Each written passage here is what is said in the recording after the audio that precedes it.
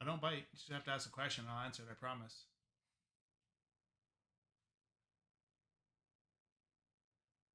What does that mean?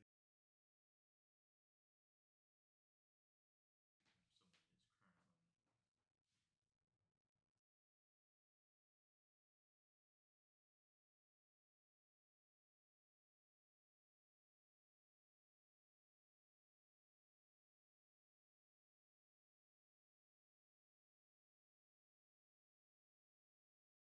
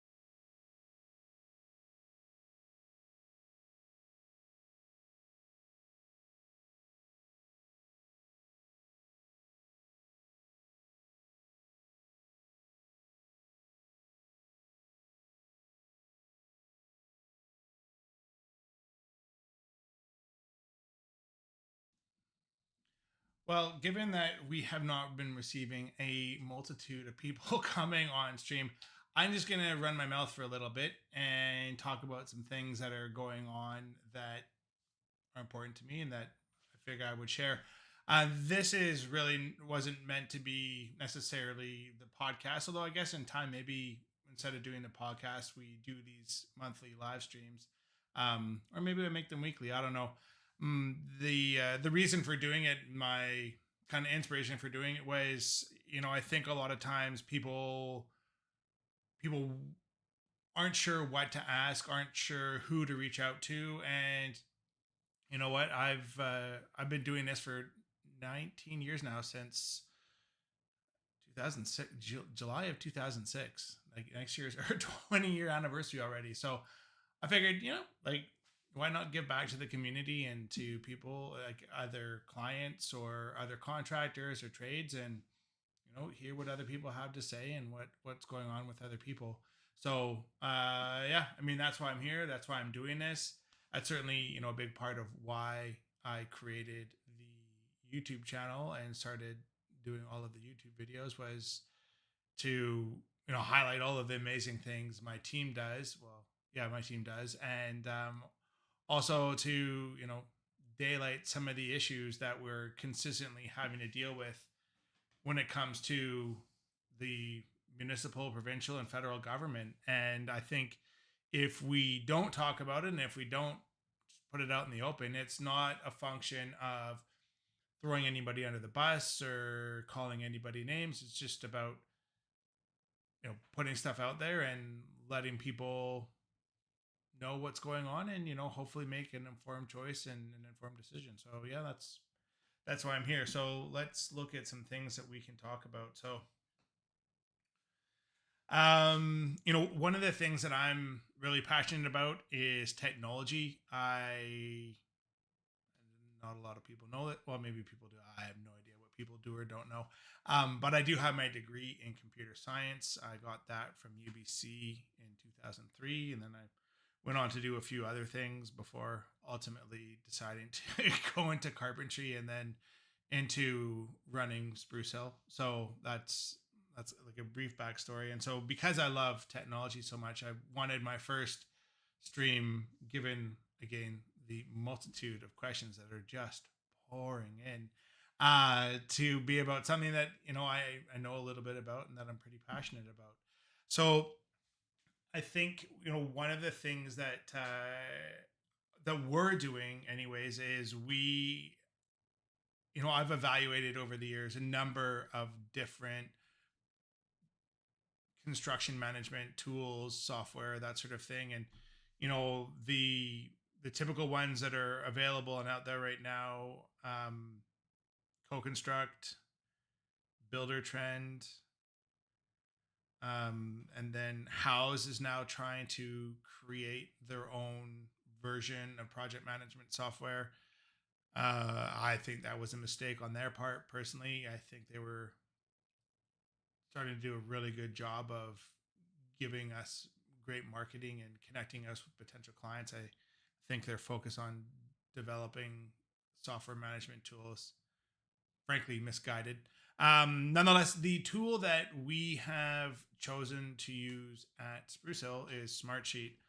Now, I'll be the first to admit they changed their billing plan or billing cycle this year, actually, and certainly negotiating our updated price and dealing with that this year was not a positive experience, to say the least. But truly, there's just not a lot of other pieces of software out there that do the kind of things that Smartsheet does. And so that's why we use it. Now, that's a really long runway to what I wanted to talk about, and that is automating your project management process. So one of the really powerful things that Smartsheet does is it allows you to notify assignees, for lack of better description, of upcoming tasks. And you can set as many reminders as you want. We've certainly had some back and forth with our trade partners over the years as to how frequently they want to get those reminders and that sort of thing. Because one of the pieces of feedback we did get is we were sending too much email and it was becoming white noise. So always good feedback, right? I mean, there's no point in sending out notifications if they're just going to get ignored. White noise is not good. But to me, with the onset of technology and that sort of thing, like there really is, and there really ought to be a whole bunch of rudimentary tasks that we should be able to do as project managers without having to pick up the phone or send a text.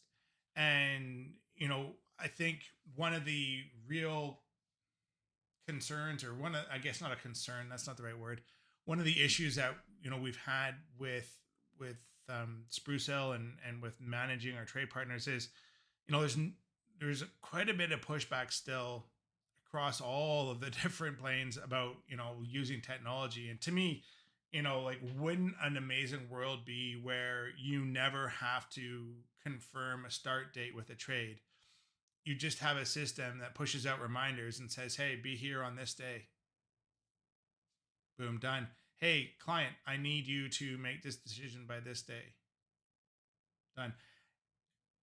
And the next step for that is to even send out those reminders and say, please acknowledge this reminder by clicking here.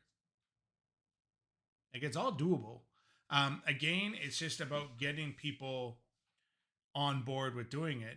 One of the visions that I have for Sprucehill is actually, like, right now, one of our business processes is our suppliers and trade partners email our accounting department, accounting team, their bills, and they all have to get manually processed and entered into Smartsheet for approval. Well, wouldn't it be nice if we were able to create dashboards for each of our trade partners? And on that dashboard, there could be a number of different things. I think I'm just going to remind myself what I had on one here.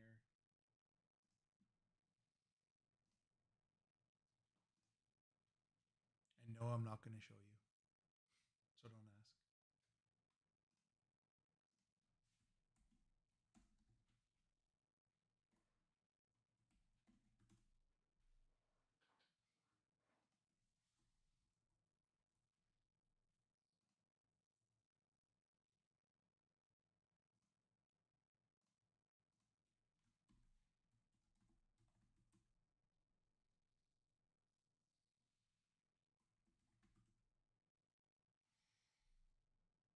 Damn it. Can't find what I'm looking for. Oh, well, anyways, I'll try to go off memory.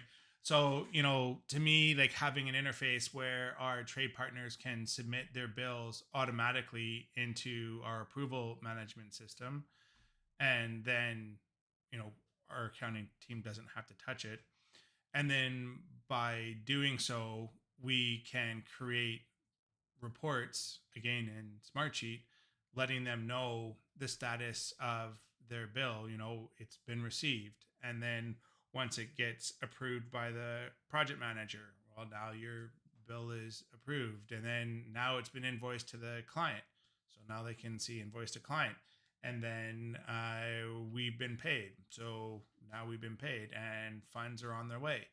And so we could have, like, basically that data in real time for our trade partners, as well as being able to push out tender opportunities. So hey, like, if you want a quote on this job, here's the drawings, here's the specs, let us know what your quote is, and then submit your quote through Smartsheet as well. The other what was the other thing that I was thinking of? Oh, all of the upcoming tasks that have been assigned to them across all of our projects. Like, how cool is that, right? You would have a one-stop shop, and you'd be able to tell, like, across all of the different projects that we've got going on with Sprucehill, where everything is at. And now I will have to admit, the mobile app for Smartsheet is trash. It's garbage. It's dog water, as my kids would say. It is terrible. And I was actually able to have a pretty frank conversation with the CPO of Smartsheet, And she is a pretty switched on lady. I am not going to lie. She definitely was very impressive to talk to and seemed very knowledgeable and very on top of things. So I feel like Smartsheet is in really good hands with her around. And she had said that she too felt and feels like the app is pretty lacking. So they're actually working on completely redoing the app from the ground up so that it is more functional. I mean, the issue with the app, if you're not familiar with it, is there is a ton of functionality that is unavailable on the app. It's also really difficult to navigate. It's just a really, really irritating experience. And so I think that it sounds like, anyways, they are on the program and they are looking to get that solved and figured out real quick. So that's exciting. And again, to me, what I'm always talking to my team about and what I'm always thinking about is, is what we're doing scalable and is it repeatable? And if it's not, then is it something we do on a frequent basis? Well, if it's not something we do on a frequent basis, like it's like once a year or whatever else, well, maybe we don't need to worry about building automation for that process. But if it's something that we're doing on a monthly or especially like a weekly or bi-weekly basis, then automation starts to make sense. And as business owners, that would be the sort of stuff that I would encourage you to think about is, hey, what is important and I do on a regular basis? And if you have those sorts of things, then you'll be able to prioritize what you want to make sure is automated.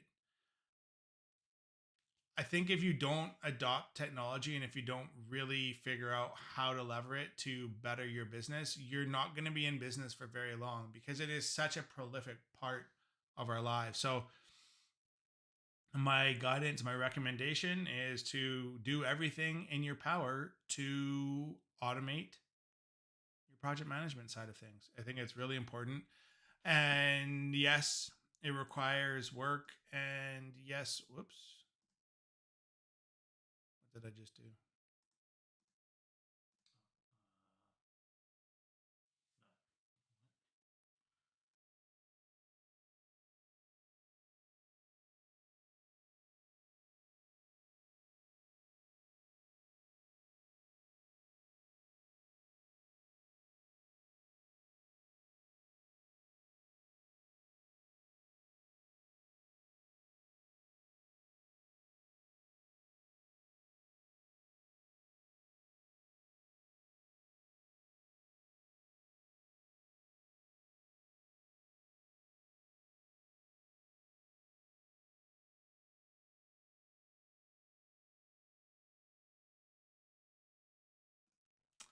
Sorry about that. Still figuring out this whole live streaming thing. It's new to me. This is my first time doing it.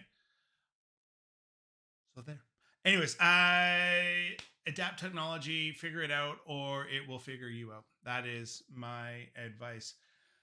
Now, the next thing that you can start thinking about doing is really um, doing real time updates through Smartsheet or through other project management software so that your clients have a better idea of what's going on.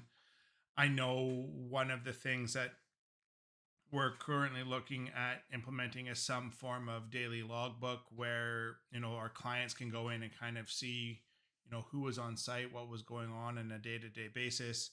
The other thing that you can do is automate the site orientation process, and make sure you've got a checklist of all of the things that you want people coming on your job sites knowing and or doing before they're allowed on the job site. I don't know. There's a ton of different things that you can do, you can think of, and it's all worthwhile. I mean, obviously, like, a lot of this stuff takes time, and I really do get that. But one of the things I coach my team on, anyways, is you know it might be really irritating to do it once or get it set up initially. It might be like absurdly irritating, but by spending that time, by dedicating yourself to doing that, you give yourself the ability to have a much easier life later. And so I think that's really, really important. That's something that I would encourage you as a client to consider and look at. And that's also obviously something that I feel really, really strongly that if you're a contractor, that's something that you need to be thinking about and doing, because technology is going to save you. And letting clients know what's going on is just going to make life better. And having it documented is going to cover your butt in the future.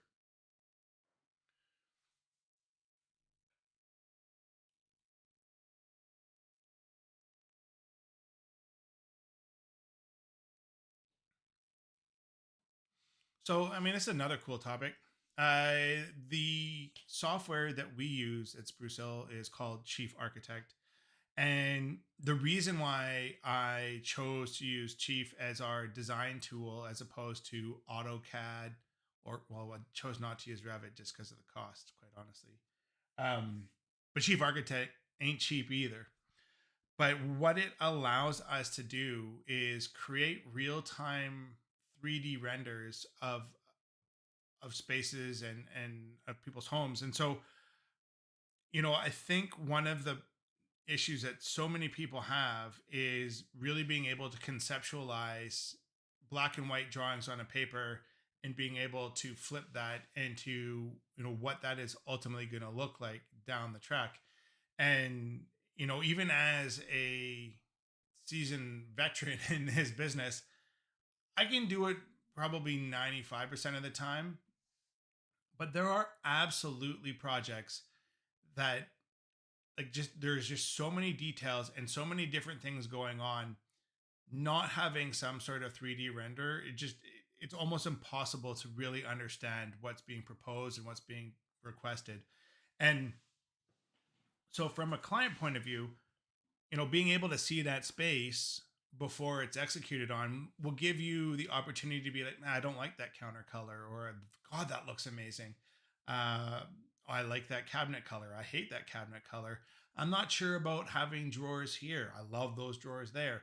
Whatever the case may be, maybe it doesn't look as symmetrical as I want it to. Like, something seems off balance.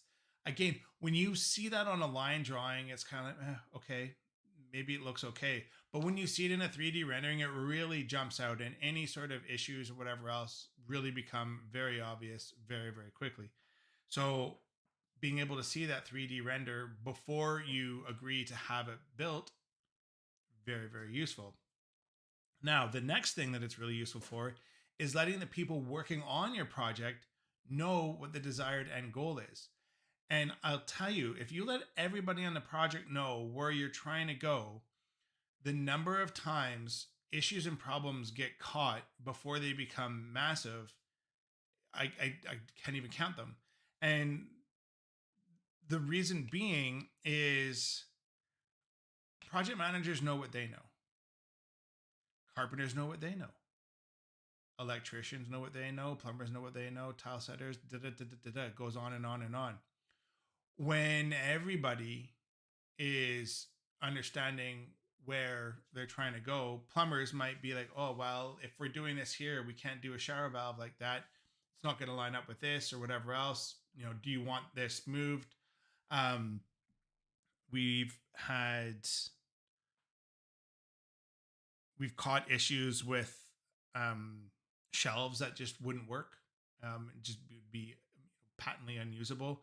But to me, the most powerful part of chief architect is that when you draw something that can't really be built, when you go to look at it in the 2D or 3D model, it becomes pretty obvious that it can't be built. For example, there's stairs coming through the floor in the middle of the front door. Can't work. But if you're using AutoCAD, if you draw it, it can work. It doesn't matter what you draw. Like, AutoCAD doesn't have any sort of checks and balances. You just have to really hope that the person that is doing your drawings really knows what they're doing and will catch any of those mistakes. But it's been my experience that even the most seasoned of architects and designers especially as projects become more and more complicated, they just it's hard to keep all the details in order, and not having some sort of comprehensive tool that pulls everything together and really highlights when something isn't going to work and or looks dumb, problematic. So I definitely think having, like, I like chief architect for a number of different reasons, and I mean that's definitely, at the top of the list. I mean, I'll remember it for the rest of my life, actually, because I took one of our designers, Leanne, to Vegas with me, and I think Darren came with us too. So the three of us went to Vegas for the International Builder Show, and Chief Architect always has a booth at the Builder Show, and so we were talking with the people at Chief, and Leanne heard the fellow that was presenting on the floor. Well, they were on their Chief Architect stage, and she's like, "That's a guy." I'm like, "Who are you talking about? What do you mean that's a guy?" She's like, "Oh, that's a guy in all the videos. That's the guy that does all the tutorials." So of course, me being me, I waited for him to finish his spiel and whatever else, and I was like, "Dude, you got to come over here." And so he came over, and I was like, "Well, are you the dude that talks in all the videos?" And he's like, "Yeah, I'm the dude." And Leanne's like, "Oh my god, I love your videos. They're so helpful." Da, da, da. And so, anyways, they had a big long chat, and then he was showing us the upgraded functionality of the latest and greatest in Chief Architect. And so one of the issues with previous versions of Chief Architect is creating 3D renders took anywhere from like an hour to 3 hours. It was insane how long it took for renders to be produced. And so what Chief Architect did, the engineers at Chief did, is they figured out a way to use the onboard video card of your computer. And as long as a video card that you have for your computer was powerful enough, you could create 3D renderings in effectively real time. So, like, basically instantaneous 3D renders. And I remember Leanne's reaction to that. She was pretty blown away and pretty excited. So that trip to Vegas didn't just cost me, flights and some meals in Vegas. It also cost me a new high-end gaming laptop as well as a subscription to Chief Architect, of which we now have three, soon to be four subscriptions. So, I guess that's the price of success, or so to speak. Anyway, so yeah, I mean that's those are, I think, a couple of great things that I would love. I'm happy to have talked about on my first stream when it comes to construction and technology. Certainly, stuff that I find entertaining and interesting. And so, if there's anything that you ever have questions or curious ponderances about, I plan on doing this every month. I don't know. We're gonna do it every month or every week, or what do you think? Yeah, we'll jump on this every month, and so I'll do a better job of pushing out notifications so people can schedule it and jump in. I mean, obviously, I just kind of full sent this today just as a test run to see how it went and to see we'll see if I got any viewers whatsoever. Sadly, I got blanked. That's all right. Probably lots of people are on vacation and or doing other things than sitting here coming to talk to me. So that's about that. Listen, I don't have a lot more to say, and I have a whole bunch more work to do. So I'm going to sign off with that and wish you well. Thank you for watching. If you're watching this after the fact, in the meantime, as I always say, stay awesome. Talk to you later. Bye now.